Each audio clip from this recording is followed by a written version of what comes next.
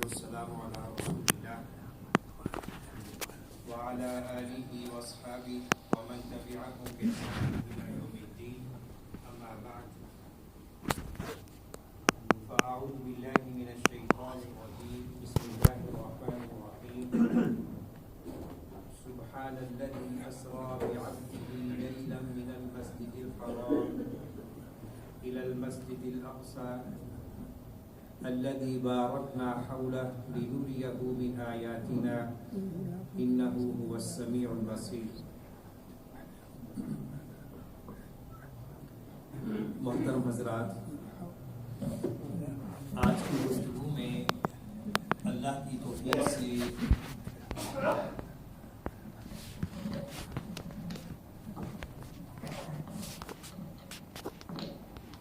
واقعہ معراج کے حوالے سے بات ہوگی.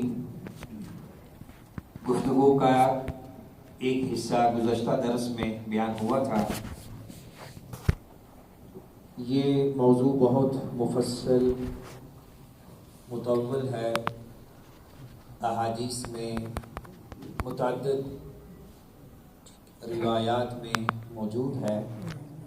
تقریباً 25 صحابہ کرام نے اسے روایت کیا ہے اور امت کے متفق علیہ عقائد میں سے ہے. ہر مسلمان کے لیے ضروری ہے کہ وہ اس واقعہ پر ایمان رکھے کہ یہ واقعتاً ہوا، اور واقعہ معراج کا جو مصدر ہے جہاں سے اس واقعہ کے بارے معلومات ملتی ہیں وہ 3 چیزیں ہیں: قرآن کریم، سنت رسول صلی اللہ علیہ وسلم اور حضرات صحابہ کرام کے اقوال.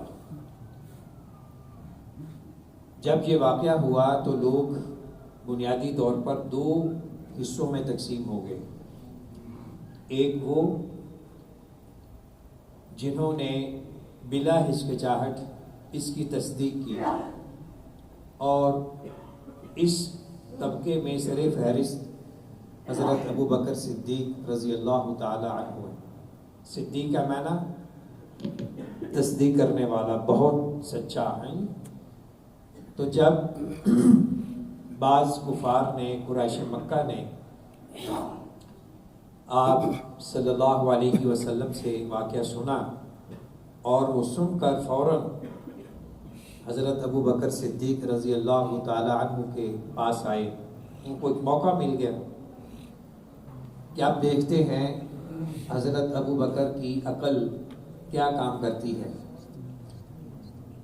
تو کہا کہ کیا آپ اس بات کی تصدیق کریں گے کہ ایک شخص کہتا ہے کہ میں راتوں رات مسجد حرام سے مسجد اقصیٰ گیا، مکہ سے بیت المقدس پہنچا، پھر وہاں سے 7 آسمانوں کی سیر ہوئی، سدرۃ المنتہا تک پہنچا، پھر واپس آیا، اور اس وقت مکہ اور بیت المقدس جو کہ فلسطین میں ہے، اس وقت 40 راتوں کی مسافت تھی. تو بڑا ہی محیر العقول یہ واقعہ ہے.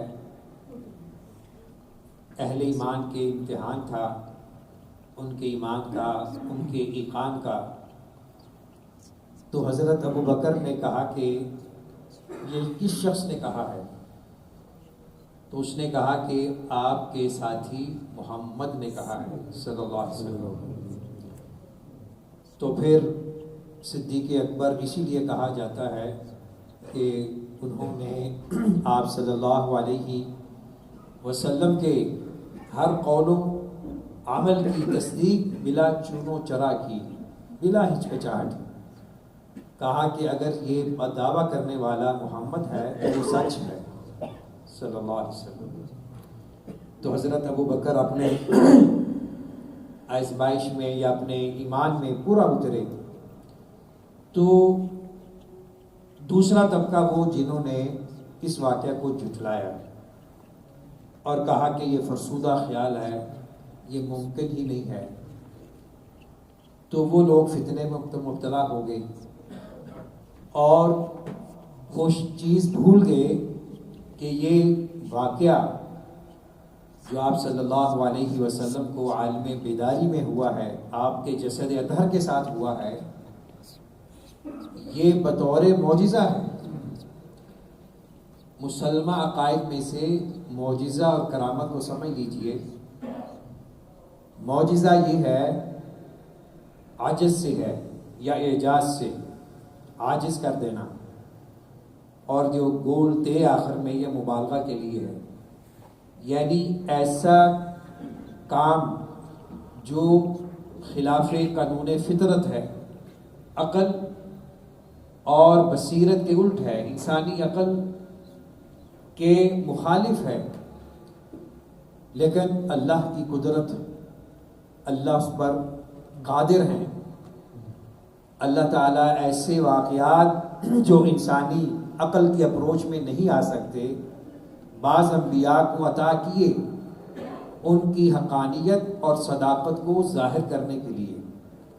تو معجزہ یہ اللہ کے اختیار میں ہے، جب چاہے، جس وقت چاہے، جس نبی کے لیے چاہے اس کو ظاہر فرماتے۔ تو اسراء اور معراج کا جب بھی ذکر ہو تو سب سے پہلے یہ ذہنوں میں بات ہو کہ یہ معجزہ ہے، اور ہم اس بات کے مکلف ہیں کہ جو کہ قرآن و سنت میں بیان آ گیا ہم اس پر ایمان لے آئیں۔ یہی ہے ایمان بالغیب، کہ غیب پر ایمان لانا، تو یہ بطور معجزہ ہے۔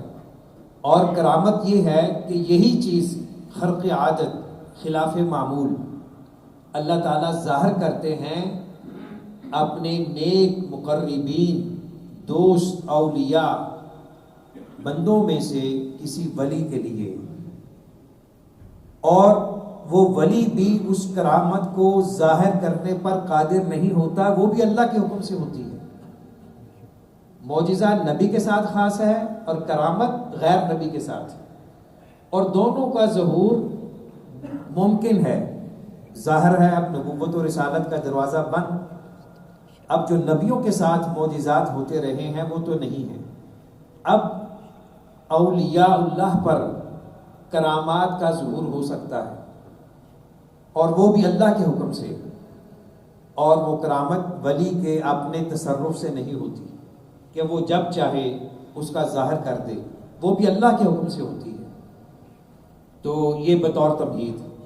اب آئیے سورہ بنی اسرائیل کی پہلی آیت جس میں اسراء کا ذکر ہے۔ اس واقعہ کے دو بنیادی حصے ہیں، اسراء اور معراج۔ اسراء مکہ سے بیت المقدس کی طرف جو راتوں رات سفر ہوا اس کو کہتے ہیں، اور معراج جو بیت المقدس سے اوپر آپ کو لے جایا گیا 7ویں آسمان پر سدرۃ المنتہا تک، اس کو کہتے ہیں معراج۔ معراج کا معنی ہے سیڑھی۔ حدیث میں الفاظ ہیں کہ ثم عرج بی الی السماء، مجھے آسمانوں کی طرف لے جایا گیا۔ اس حدیث سے یہ واقعہ مشہور ہے، چونکہ واقعہ معراج اسراء سے زیادہ اہمیت کا حامل ہے، وہ زیادہ عظمت والا ہے، تو اس لیے یہ واقعہ معراج شمار ہو گیا، مشہور ہو گیا۔ تو واقعہ اسراء کے بارے سورہ بنی اسرائیل کی جو پہلی آیت ہے اسے سماعت فرما لیں مختصر تشریح کے ساتھ۔ سبحان الذی اسری بعبدہ، پاک ہے وہ ذات جس نے اپنے بندے کو سیر کرائی رات کے کچھ حصے میں، لیلا من المسجد الحرام الی المسجد الاقصی، مسجد حرام سے مسجد اقصی کی طرف، الذی بارکنا حولہ، جس گرد گرد ہم نے برکتیں ڈالی ہوئی ہیں، لنریہ من آیاتنا، اس لیے کہ ہم اسے اپنی قدرت کے، اپنی نشانیوں کے چند نمونے دکھائیں۔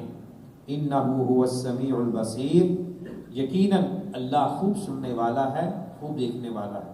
اب اس آیت کو تھوڑا سا سمجھیں۔ اس آیت یہ جو سورہ بنی اسرائیل ہے، سنت ہے کہ اسے روزانہ پڑھا جائے۔ نبی اکرم صلی اللہ علیہ وسلم نے فرمایا کہ سورہ مریم، سورہ کہف اور سورہ بنی اسرائیل یہ میری محبوب ترین صورتوں میں سے ہے. تو آپ بڑے ذوق شوق سے اس کی تلاوت فرماتے تھے ان تینوں صورتوں کی. تو بالخصوص جو سورہ بنی اسرائیل ہے اور سورہ زمر، جس کا کچھ حصہ 23ویں پارے کا آخری ہے اور کچھ حصہ 24ویں پارے کا آغاز ہے، تقریباً آدھے پارے کی وہ صورت ہے. تو ان دونوں صورتوں کو رات میں پڑھنا سنت ہے. اس سنت پہ عمل ہونا چاہیے، بے شک کبھی کبھی ہو. تو سبحان پاک ہے، یہ اللہ رب العزت کی بہت بڑی صفت ہے. اللہ تعالی ہر قسم کے نقص عیب سے مبرہ پاک ہے، اس میں کسی قسم کا نقص عیب نہیں ہے. تو یہ جملہ عموماً اس وقت بولا جاتا ہے جب کوئی حیرت ناک واقعہ سامنے آئے. اب بھی جب کوئی عجیب غریب کوئی خبر ملتی ہے تو مسلمان کہتے ہیں سبحان اللہ، یعنی اللہ کو یاد کرتے ہیں، اللہ کی تعریف ہے. اور یہ کلمہ تسبیح ہے. قرآن کریم کی متعدد آیات اور احادیث میں تسبیح کے بڑے فضائل اور بڑی عظمتیں بیان ہوئی ہیں. اللہ کے رسول صلی اللہ علیہ وسلم کو بھی حکم ہوا آخری عمر میں فسبح بحمد ربک واستغفر انہ کان توابا. تو اس آیت کو جب حضرت ابو بکر صدیق رضی اللہ تعالی عنہ نے سنا تو رو پڑے تھے. اگرچہ بظاہر اس آیت میں مسلمانوں کی نصرت، ان کی فتح کا ذکر ہے، ان کے غلبے کا ذکر ہے، لیکن حضرت ابو بکر رضی اللہ تعالی عنہ نے اپنی بصیرت سے یہ معلوم کر لیا کہ اب اللہ کے رسول نے جو ان کا مشن تھا وہ مکمل ہو چکا ہے، اب آپ کا وقت اجل قریب سے قریب تر ہو رہا ہے. تو یہ حکمت تھی. اور حضرت عبداللہ ابن عباس رضی اللہ تعالی عنہ کے قول کے مطابق یہ سورہ نصر یہ آپ کی وفات کی خبر پر مشتمل ہے. تو حضرت عائشہ رضی اللہ تعالی عنہ فرماتی ہیں جب یہ سورت نازل ہوئی سورہ نصر اذا جاء نصر اللہ والفتح، پھر اس کے بعد یہ تقریباً آپ کی وفات سے کوئی 85 یا 84 دن پہلے نازل ہوئی اذا جاء نصر اللہ والفتح. کہتے ہیں کہ اس سورت کے نازل ہونے کے بعد آپ جو بھی نماز پڑھتے، فرض ہو نفل ہو، رکوع اور سجود میں یہ دعا پڑھتے تھے سبحانک اللہم ربنا وبحمدک اللہم اغفر لی. یہ پڑھنی چاہیے رکوع میں بھی اور سجود میں بھی، اس آیت پر عمل کرتے ہوئے فسبح بحمد ربک واستغفر انہ کان توابا، کہ آپ اپنے رب کی تسبیح بیان کیجئے اس کی حمد کے ساتھ. تو ہم لوگ تو زیادہ استغفار کے یعنی مستحق ہیں. واستغفر ہے کہ آپ استغفار بھی کیجئے اللہ سے. تو بالخصوص وہ حضرات جو 40 50 60 کو تجاوز کر چکے ہیں ان کو چاہیے کہ یہ دعا کثرت سے پڑھا کریں سبحانک اللہم ربنا وبحمدک اللہم اغفر لی. رکوع اور سجود میں بالخصوص اور کسی بھی وقت پڑھی جا سکتی ہے. اسی طرح ایک حدیث میں ہے آپ نے فرمایا سبحان اللہ وبحمدی، جو شخص صبح و شام 100 بار پڑھتا ہے تو اس کے گناہ معاف ہو جاتے ہیں اگرچہ وہ سمندر کی جھاگ کے برابر ہو. سبحان اللہ وبحمدی کہنا. اور ایک تیسری حدیث میں سبحان اللہ وبحمدی صرف یہ دعائے رزق بھی ہے، یعنی آدمی کوئی پریشان ہے روزگار کی وجہ سے وہ یہ دعا پڑھا کرے کثرت سے سبحان اللہ وبحمدی، اللہ تعالیٰ اسے رزق عطا کریں گے. اور یہی آیت کریمہ میں ہے لا الہ الا انت سبحانک انی کنت من الظالمین. تو اس میں بھی تسبیح ہے. تو آیت کریمہ جو حضرت یونس علیہ السلام نے مچھلی کے پیٹ میں پڑھی، اللہ نے اس کی دعا کو قبول کیا. تو یہ تسبیحات ہمیں یاد ہونی چاہیے. تو فرمایا کہ اللہ وہ جو پاک صاف ہے ہر قسم کے عیب سے، اس نے اپنے بندے کو رات کے کچھ حصے میں سیر کرائی. عبد لفظ بولا ہے. عبد کسے کہتے ہیں؟ وہ انسان جو روح اور جسم کا مالک ہے. تو اللہ کے رسول صلی اللہ علیہ وسلم کی یہ صفت ہے. اور جب ہم گواہی دیتے ہیں وَأَشْهَدُ أَنَّ مُحَمَّدًا عَبْدُهُ وَرَسُولُهُ کہ محمد صلی اللہ علیہ وسلم اللہ کے رسول ہیں اور اللہ کے بندے ہیں. اور لفظ عبد اس پر بولا جاتا ہے جو انسان روح والا ہو. تو اس سے علماء نے استدلال کیا ہے کہ آپ کو جو واقعہ اسراء اور معراج پیش آیا حالت بیداری میں تھا, روح کے ساتھ تھا, حالت خواب نہیں تھی.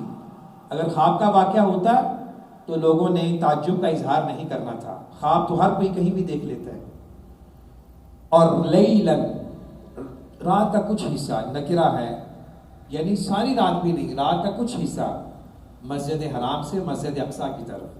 مسجد حرام اس لیے کہا جاتا ہے کیونکہ مسجد حرام کا جو تقدس ہے, وہ احترام, وہ دنیا کی کسی اور جگہ کا نہیں ہے.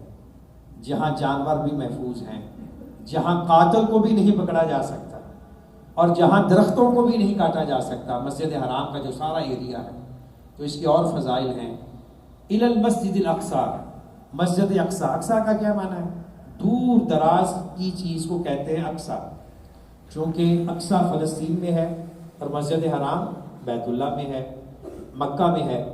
تو مکہ سے بیت المقدس یا دوسرے الفاظ میں فلسطین 40 راتوں کی مسافت پر تھا, اس لیے اسے مسجد اقصیٰ سے تعبیر کیا گیا. الذی بارکنا حولہ, وہ مسجد اقصیٰ جس کے ارد گرد ہم نے برکت رکھی ہے. کیوں؟ تاریخ بتلاتی ہے کہ یہ جو شام کا علاقہ ہے, فلسطین کا جو علاقہ ہے, بالخصوص مسجد اقصیٰ کا ارد گرد کا, یہ بہت ہی مبارک علاقہ رہا ہے. یہ بہت سے حضرات انبیاء علیہ السلام کا مسکن اور مدفن رہا ہے. یعنی وہ ان علاقوں میں مبعوث ہوئے, یہاں سے پیدا ہوئے, اور پھر ان کی تدفین بھی اسی علاقے میں ہوئی. تو اس مسجد اقصیٰ کے بھی بڑے فضائل ہیں. لِنُرِيَهُ مِنْ آیَاتِنَا, اس جملے میں علت ہے, سبب ہے کہ یہ ہم نے واقعہ کیوں کیا, تاکہ ہم اپنے اس بندے کو نِلُرِيَهُ, یہ ضمیر لوٹ رہی ہے عبد کی طرف, کہ ہم اس بندے کو اپنی کچھ نشانیاں دکھائیں. من آیاتنا, یہ نہیں کہا آیاتنا, ساری نشانیاں دکھائیں. کچھ من بازیا ہے, کچھ نشانیاں دکھائیں. وہ نشانیاں کون سی ہیں؟ کچھ ذکر ہم نے کیا تھا پچھلے ہفتے, اب انشاءاللہ کچھ اور مزید کریں گے چند منٹوں میں. انہ هو السمیع البصیر, بے شک وہ بہت ہی خوب سننے والا, دیکھنے والا ہے. وہ سن رہا ہے اور اس کو پتہ ہے کہ لوگ یہ واقعہ سن کر کیا کہہ رہے ہیں, اور وہ دیکھ بھی رہا ہے کہ لوگ کس اینگل سے باتیں کر رہے ہیں. تو یہ سورہ اسراء کا آغاز ہے, اور معراج کا جو کچھ واقعہ سورہ والنجم اذا ہوا میں بھی مذکور ہے. تو بعض احادیث میں اس کی تفصیلات ہیں, تو ہم چونکہ وقت مختصر ہے تو وہ چند باتیں جو گزشتہ درس میں ذکر نہیں ہوئی, میں اس پر فوکس کرتے ہوئے بات کو آگے بڑھاتا ہوں. آپ صلی اللہ علیہ وسلم بیت المقدس پہنچے, آپ مسجد میں داخل ہوئے, 2 رکعتیں پڑھی. وہاں انبیاء علیہ السلام موجود ہیں, آپ نے ان کی امامت کرائی, اور آپ مسجد حرام سے جب آپ کو لے جایا گیا, اس سے پہلے آپ کا شق صدر ہوا, اس میں ایمان حکمت کو بھر دیا گیا. براق سواری لائی گئی, اس پہ آپ سوار ہوئے. وہ اس قدر تیز رفتار تھی کہ اس کی حد نگاہ تک اس کا قدم پڑتا تھا. تو جبریل علیہ السلام ساتھ تھے. تو آپ بیت المقدس پہنچتے ہیں, وہاں آپ کی ضیافت ہوتی ہے, دودھ پیتے ہیں. اس کے بعد آپ کو آسمانوں کی طرف لے جایا گیا. اب یہ جو آسمانی سفر ہے اسے سماعت فرما لیں. ثم اخذ بی بیدی فعرج بی الی السماء الدنیا, پھر جبریل علیہ السلام نے میرا ہاتھ پکڑا اور مجھے آسمان دنیا کی طرف لے گئے. اب ہر آسمان سے گزرے, مشہور 7 آسمان, ہر آسمان پہ فرشتوں نے آپ کو ویلکم کہا, پوچھا کون ہو, تمہارے ساتھ کون ہے. اس سے پتہ چلتا ہے کہ آسمان کے دروازے ہیں, اس میں اللہ نے محافظین کو بٹھایا ہوا ہے. ہر کوئی کسی کے اختیار میں نہیں ہے کہ وہ آسمان کی طرف پرواز کر سکے۔ تو پہلے آسمان پہ پہنچے، داخل ہونے کے بعد حضرت آدم علیہ السلام سے ملاقات ہوئی، تو انہوں نے فرمایا مرحبا بک ولنعم المجیء جاء، خوش آمدید کہا اور کہا کہ آنے والے کی آمد مبارک ہو۔ نبی اکرم صلی اللہ علیہ وسلم نے دیکھا کہ ہمارے ابو الانبیاء ابو البشر آدم علیہ السلام، ان کے ارد گرد دائیں اور بائیں روحیں ہیں سائے کی طرح، تو وہ جب دائیں طرف دیکھتے ہیں خوش ہوتے ہیں، اور جب بائیں طرف دیکھتے ہیں تو وہ رنجیدہ ہو جاتے ہیں، پریشان ہوتے ہیں۔ تو آپ صلی اللہ علیہ وسلم نے پوچھا یہ کیا ماجرا ہے؟ تو آپ کو بتلایا گیا جو ان کی دائیں طرف کی روحیں ہیں یہ جنتی لوگوں کی ہیں، اور بحیثیت والد اپنی اولاد کو جنت میں دیکھ کر، ان کی سعادت کو دیکھ کر خوش ہو رہے ہیں، اور ادھر بدبخت ہیں جو جہنم میں جل رہے ہیں، ان کو دیکھ کر وہ پریشان ہو جاتے ہیں۔ یہ ایک بہت بڑی نشانی اللہ تعالیٰ نے آپ کو دکھلائی تاکہ آپ کی امت کو پتہ چلے کہ مرنے کے بعد کیا کچھ ہونا ہے۔ دوسرے آسمان پر پہنچے تو اسی طرح ان کو مرحبا کہا گیا کہ مرحبا بالنبی صالح وابن صالح، نیک بیٹے اور صالح نبی کو خوش آمدید، حضرت آدم علیہ السلام نے کہا تھا۔ پھر آگے ہر ایک نے کہا نیک بھائی اور نیک بیٹے کو خوش آمدید۔ دوسرے آسمان پر حضرت عیسیٰ علیہ السلام اور حضرت یحییٰ علیہ السلام، یہ دونوں خالہ زاد بھائی ہیں، ان کا قرآن کریم میں مفصل ذکر موجود ہے۔ آپ نے انہیں سلام کیا اور انہوں نے آگے آپ کو ویلکم کہا۔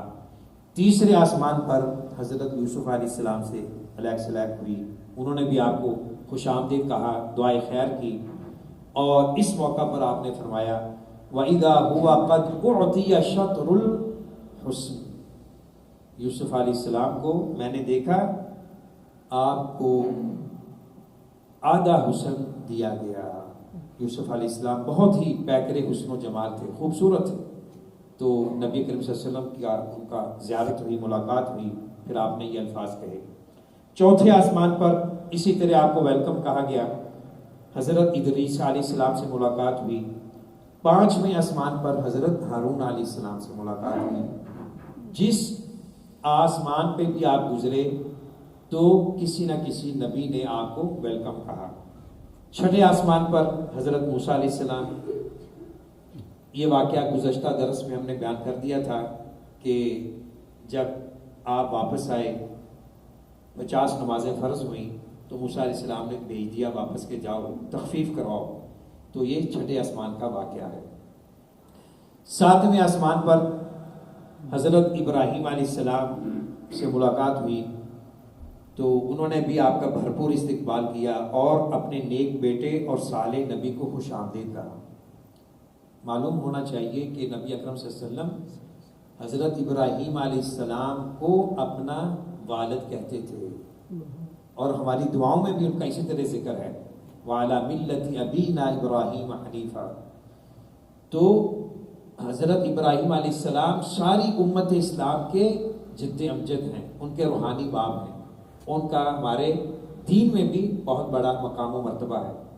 تو ان کی کیفیت ایسے بیان ہوئی، آپ صلی اللہ علیہ وسلم نے فرمایا فَإِذَا أَنَا بِإِبْرَاهِيمَ مُسْنِدًا ظَهْرَهُ إِلَى الْبَيْتِ الْمَعْمُورِ، میں نے ابراہیم علیہ السلام کو دیکھا ٹیک لگائے بیت المعمور کا سہارا لیے بیٹھے ہیں۔ یعنی بیت المعمور کیا ہے، اس کو وہ سن لیجئے پہلے جو اس میں ہے وَإِذَا هُوَ يَدْخُلُهُ كُلَّ يَوْمٍ 70,000 ملک لا يعودون الیہ۔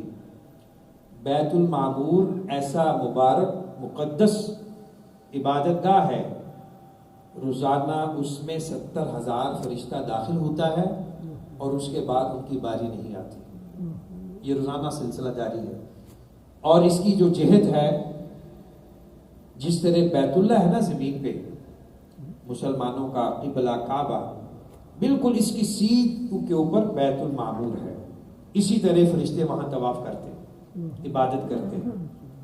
تو حضرت ابراہیم علیہ السلام کو وہاں بیٹھے آپ نے دیکھا۔ تو حضرت قتادہ فرماتے ہیں ذکر لنا ان رسول اللہ صلی اللہ علیہ وسلم، کہ ہمیں بتلایا گیا کہ اللہ کے رسول صلی اللہ علیہ وسلم نے فرمایا، حضرت قتادہ کا یہ قول ہے، البیت المعمور مسجد فی السماء بحداء الکعبہ لو خر لخر علیہا، کہ بیت المعمور خانہ کعبہ کے برابر آسمان کے اوپر ایک مسجد ہے، اگر وہ گر جائے تو سیدھی بیت اللہ کے اوپر آئے گی، یعنی یہ ایک متوازی انہوں نے جہت بیان کی۔ حضرت علی امیر المؤمنین رضی اللہ تعالی عنہ، جو بہت بڑے فقیہ صحابہ تھے اور اللہ نے ان کو بڑی حکمت دانائی عطا فرمائی تھی، ان سے پوچھا گیا تو کہ بیت المعمور کیا ہے؟ فرمایا بیت فی السماء بحیال البیت، آسمان میں ایک گھر ہے بیت اللہ کے بالکل متوازی، حرمتہ فی السماء کا حرمتہ ھذا فی الارض، اس کی حرمت اسی طرح ہے، یعنی اس کا تقدس احترام جس طرح اس اللہ کے گھر کا ہے اہل زمین کے لیے۔ تو بیت المعمور بہت ہی یعنی مبارک جگہ ہے۔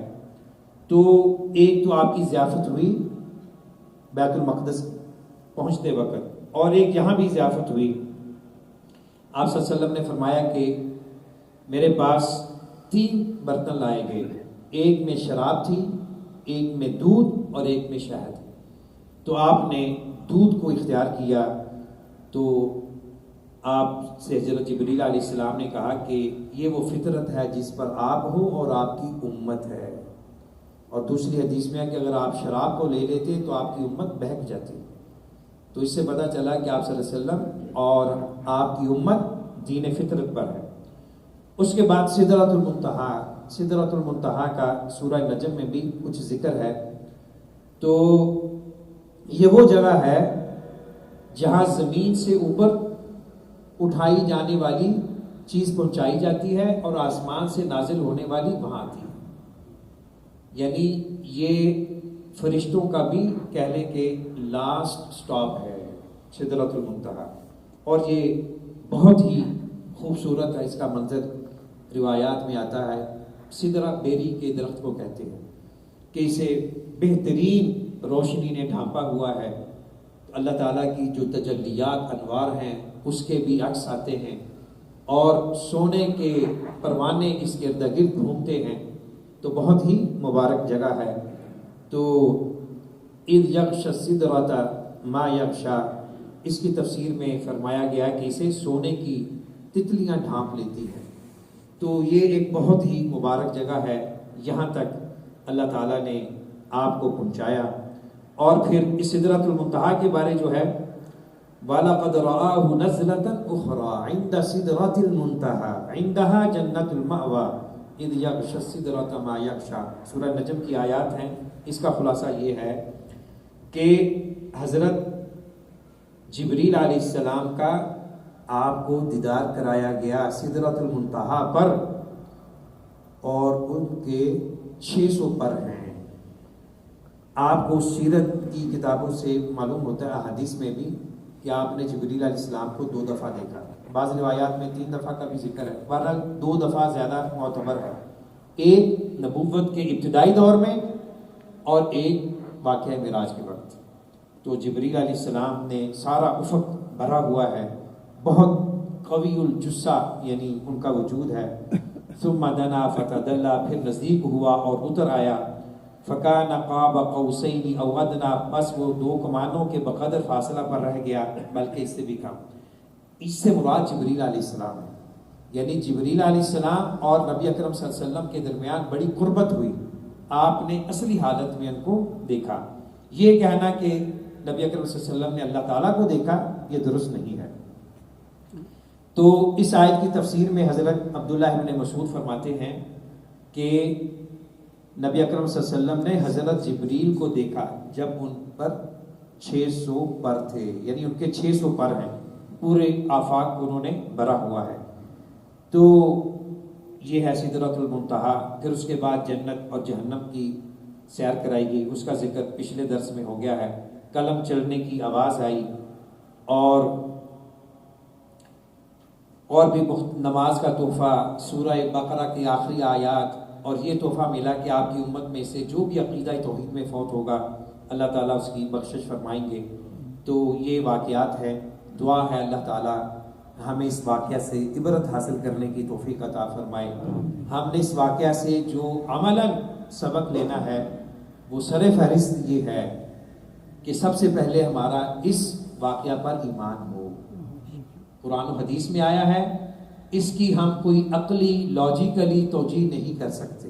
ہاں اس کے جو اسرار و رموز ہیں، حکمتیں ہیں، آدمی بیان کرے، لیکن اس کو صرف سائنس کی روشنی میں اس کو ایکسپلین کرنا اور اس کی تشریح کرنا اور یہ پھر کہنا کہ ہماری عقل میں نہیں آتا، تو یہ ایمان بالغیب کے الٹ ہے۔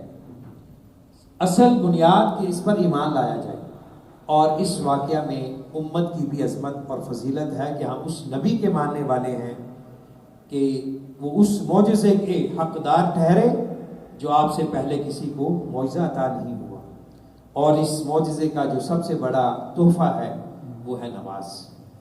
ہم نماز پڑھیں گے انشاءاللہ ہمارا ایمان مضبوط ہوگا کہ یہ واقعہ معراج کا تحفہ ہے۔